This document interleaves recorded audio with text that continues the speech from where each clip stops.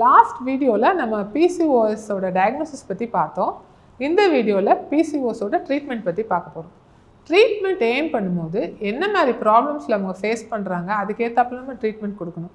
For example menstrual problems இருக்குது, மாதவிடாய் பிரச்சனை இருக்குன்னா அதுக்கேற்றாப்புல ட்ரீட்மெண்ட்.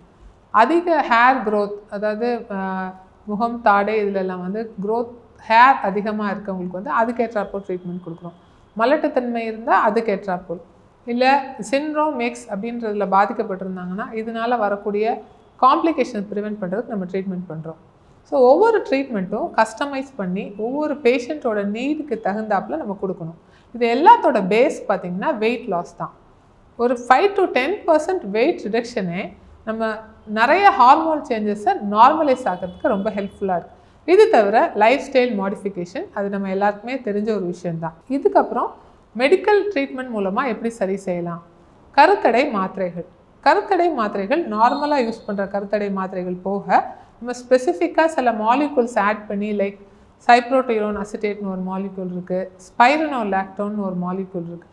இதெல்லாம் ஆட் பண்ணி நம்ம ட்ரீட்மெண்ட் கொடுக்குறப்ப இந்த எக்ஸசிவ் ஹேர் க்ரோத்தை கண்ட்ரோல் பண்ண யூஸ்ஃபுல்லாக இருக்குது. இது தவிர எஃப்லார்னித்தின் க்ரீம் அப்படின்னு யூஸ் பண்ணுறதும் இந்த ஹேர் க்ரோத்தை கண்ட்ரோல் பண்ணுது. நிறைய முகப்பருக்கள் ஆக்னி இருந்துச்சுன்னா கிளிண்டாமைசின் ஜெல் யூஸ் பண்ணலாம், இல்லை எரித்ரோமைசின் ஜெல் யூஸ் பண்ணலாம். ரொம்ப பருக்கள் அதிகமாக இருந்துச்சுன்னா ஐசோரெட்டினாயின் ஒரு மெடிசன் யூஸ் பண்ணலாம்.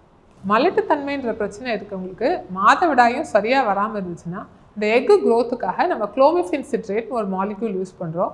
இந்த மாலிக்யூல் 50 மில்லிகிராம் டோஸ்லேருந்தே ஸ்டார்ட் பண்ணலாம். இதுக்கு சில சைடு எஃபெக்ட்ஸ் இருக்குது. சில பேருக்கு வந்து அந்த சினை முட்டை வந்து வீக்கம் போடும், சில பேருக்கு அந்த டேப்லெட் அலர்ஜி ஏதாவது வரலாம்.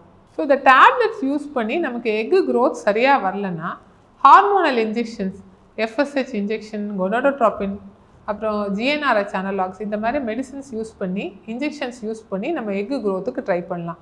ஆனால் எந்த ஒரு ட்ரீட்மெண்ட் நம்ம பிசிஓஎஸ் கொடுக்குறதா இருந்தாலும் தகுந்த மகப்பேறு மருத்துவரோட ஆலோசனைப்படி தான் போகணும்.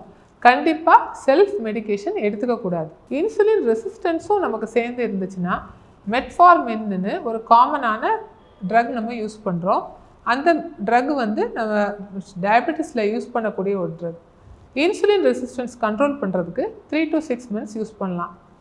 மெட்ஃபார்மின் ஒத்துக்காதவங்களுக்கு வந்து அகார்போஸ்னு ஒரு ட்ரக் ட்ரை பண்ணலாம். இது தவிர ப்ரெக்னென்சி ரேட்ஸை இம்ப்ரூவ் பண்ண நம்ம micro nutrients, N acetylcysteine, chromium, selenium, vitamin D, inositol, folic acid, இது எல்லாமே நம்ம யூஸ் பண்ணலாம். பிசிஓஎஸ் ட்ரீட்மெண்ட்டில் முக்கியமாக நம்ம தெரிஞ்சிக்க வேண்டிய விஷயம் என்னென்னா, லைஃப் ஸ்டைல் சேஞ்சஸும் வெயிட் ரிடக்ஷனும் ப்ராப்பராக ஃபாலோ பண்ணாமல் விட்டுட்டோம்னா கண்டிப்பாக பிசிஓஎஸ் திரும்ப வர்றதுக்கான வாய்ப்பு அதிகமாக இருக்குது. ஸோ இந்த மெடிகேஷன்ஸ் எல்லாம் எடுத்த பிறகும் கன்சீவ் ஆகலைன்னா தென் we can plan for surgery.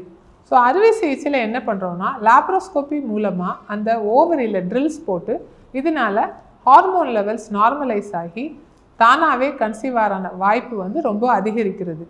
So இந்த ட்ரீட்மெண்ட்லேயும் கன்சீவ் ஆகாதவங்களுக்கு மட்டும்தான் நம்ம ஐவிஎஃப் ட்ரீட்மெண்ட் போகணும். பிசிஓஎஸ் இருக்க பெண்களுக்கு சுகர், ப்ரெஷர், கொலஸ்ட்ரால் ப்ராப்ளம்லாம் பின்னால் வர்றதுக்கான வாய்ப்பு அதிகமாக இருக்குது. அதனால் ஒன்ஸ் பிசிஓஎஸ் டயக்னோஸ் பண்ண உடனே ஏர்லியராக ட்ரீட்மெண்ட் எடுத்து லைஃப் ஸ்டைல் சேஞ்சஸையும் வெயிட்டையும் கண்ட்ரோல்டாக மானிட்டர் பண்ணுறப்ப இதனால் வரக்கூடிய பின் விளைவுகளை ஈஸியாக நம்மளால் தடுக்க முடியும். இதே மாதிரி இன்னொரு விமன் ஹெல்த் ரிலேட்டட் வீடியோவோட உங்களை சந்திக்கிறேன்.